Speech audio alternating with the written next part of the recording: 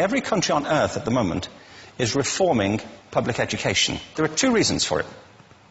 The first of them is economic. People are trying to work out, how do we educate our children to take their place in the economies of the 21st century? How do we do that, given that we can't anticipate what the economy will look like at the end of next week, as the recent turmoil is demonstrating? How do we do that? The second, though, is cultural. Every country on earth is trying to figure out, how do we educate our children so they have a sense of cultural identity and so that we can pass on the cultural genes of our communities while being part of the process of globalization. How do we square that circle? The problem is they're trying to meet the future by doing what they did in the past. And on the way, they're alienating millions of kids who don't see any purpose in going to school. When we went to school, we were kept there with a story, which was if you worked hard and did well and got a college degree, you would have a job. Our kids don't believe that. And they're right not to, by the way. You're better having a degree than not, but it's not a guarantee anymore. And particularly not if the route to it marginalizes most of the things that you think are important about yourself.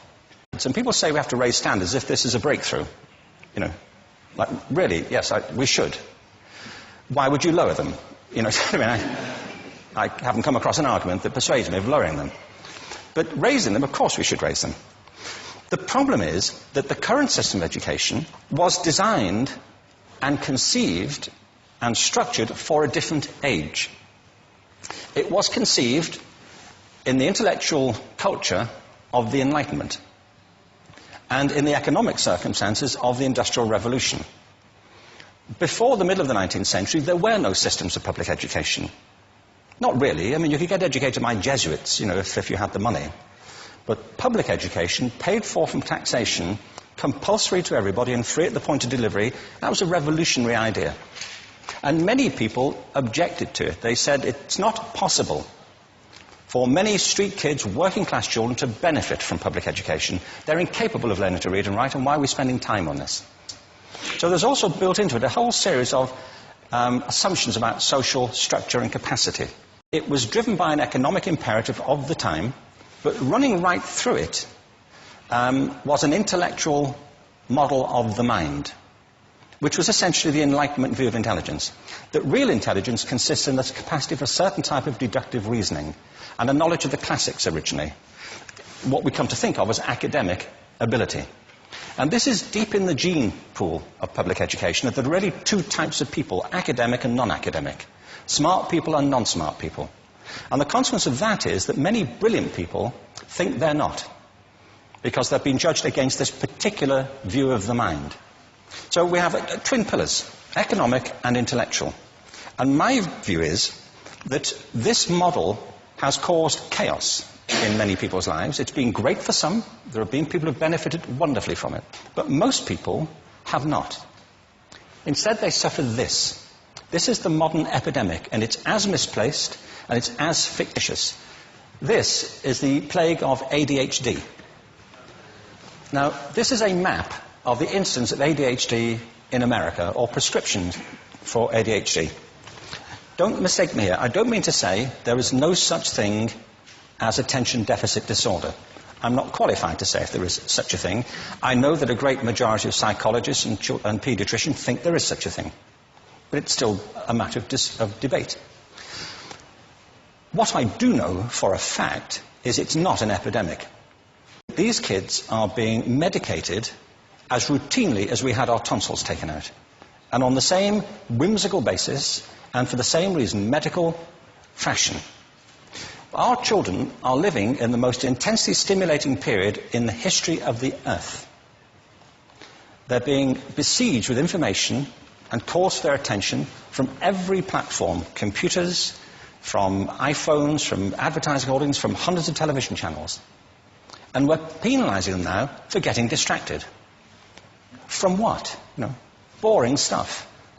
At school, for the most part. It seems to me not a coincidence totally that the incidence of ADHD has risen in parallel with the growth of standardized testing. Now, these kids are being given Ritalin and Adderall and all manner of things, often quite dangerous drugs, to get them focused and calm them down. But according to this, attention deficit disorder increases as you travel east across the country. People start losing interest in Oklahoma.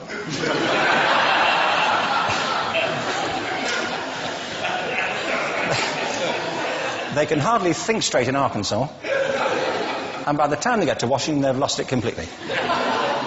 And there are separate reasons for that, I believe. It's a fictitious epidemic. If you think of it, the arts, and I don't say this exclusively of the arts, I think it's also true of science and of maths, but I say about the arts particularly because they are the victims of this mentality currently, particularly. The arts especially address the idea of aesthetic experience. An aesthetic experience is one in which your senses are operating at their peak, when you're present in the current moment, when you're resonating with the excitement of this thing that you're experiencing, when you are fully alive. An anesthetic is when you shut your senses off and deaden yourself to what's happening. And a lot of these drugs are that. We're getting our children through education by anesthetizing them. And I think we should be doing the exact opposite. We shouldn't be putting them asleep. We should be waking them up to what they have inside of themselves. But the model we have is this. I believe we have a system of education that is modeled on the interests of industrialism and in the image of it. I'll give you a couple of examples.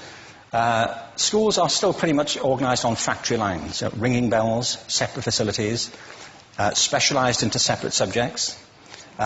We still educate children by batches. We put them through the system by age group. Why do we do that?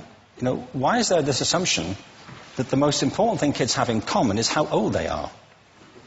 It's like the most important thing about them is their date of manufacture. What do you mean?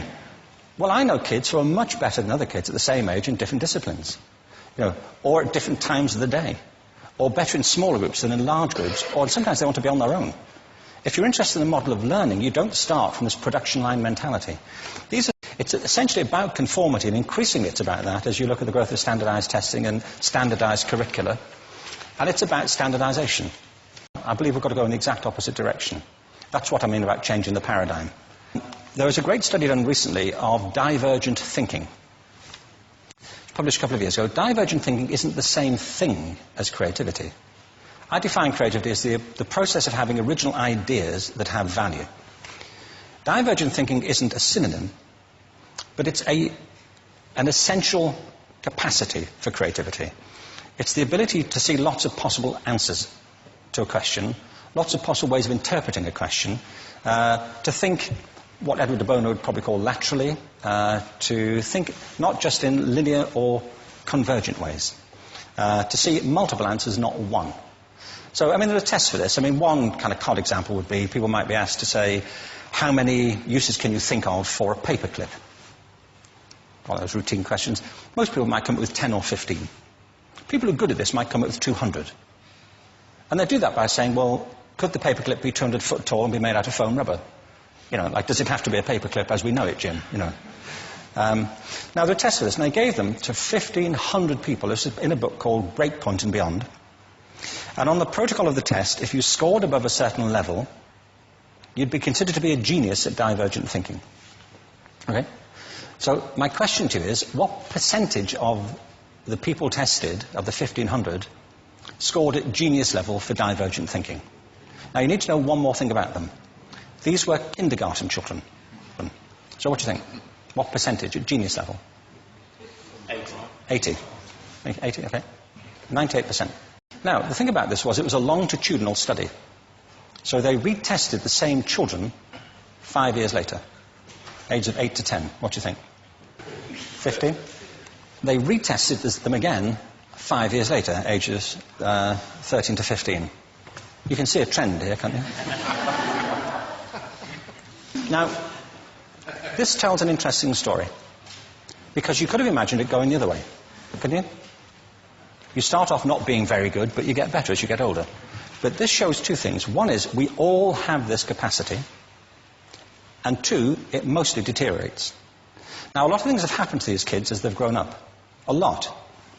But one of the most important things that happened to them, I'm convinced, is that by now they've become educated. They've spent 10 years at school being told there's one answer, it's at the back. And don't look. And don't copy, because that's cheating. I mean, outside schools, that's called collaboration, but inside schools. Now, this isn't because teachers want it this way, it's just because it happens that way. It's because it's in the gene pool of education. We have to think differently about human capacity. We have to get over this old conception of academic, non-academic, abstract, theoretical, vocational, and see it for what it is, a myth. Secondly, we have to recognize that most great learning happens in groups, that collaboration is the stuff of growth.